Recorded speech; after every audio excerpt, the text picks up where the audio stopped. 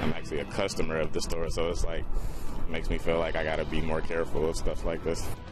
Tonight, former customers and even neighboring businesses can't believe it. A high-end athletic shoe store at Castleton Square Mall is shut down in a drug investigation. This is all part of a major drug bust spanning from Indianapolis to Muncie that we first told you about last Friday. Eyewitness News reporter David McAnally tonight says the mall evicted the store owners who now could face some serious jail time.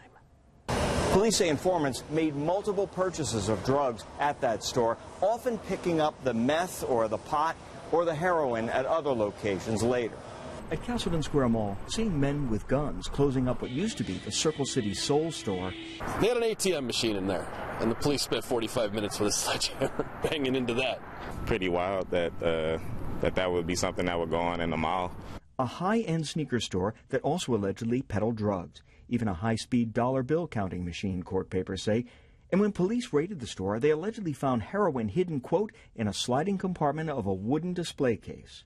Wow, now that is crazy. That's scary because, like, my daughter and I, we go over there frequently, so I wouldn't want to have that stuff around my daughter. For workers at other stores nearby. Friendly people, you know, just doing their job, and, you know, I mean, obviously we know what they were really doing, but other than that, they didn't seem to be any trouble at all. You wouldn't expect it from them. Cameron was a customer at the store, and so were Terrell and Shanice. I went in and looked at a few of the shoes because they were awesome. Yeah, but I didn't know nothing else was going on like that, but that's pretty sad to be going on in this community. Shanice was surprised at the high shoe prices and wondered about that. It's all tied in with the arrest of a deputy in Muncie last week, plus 17 other people in a drug dragnet. Two of the suspects are the shoe store owners, Danny Terry and Anton Holland, plus Terry's girlfriend, Elisa Muir.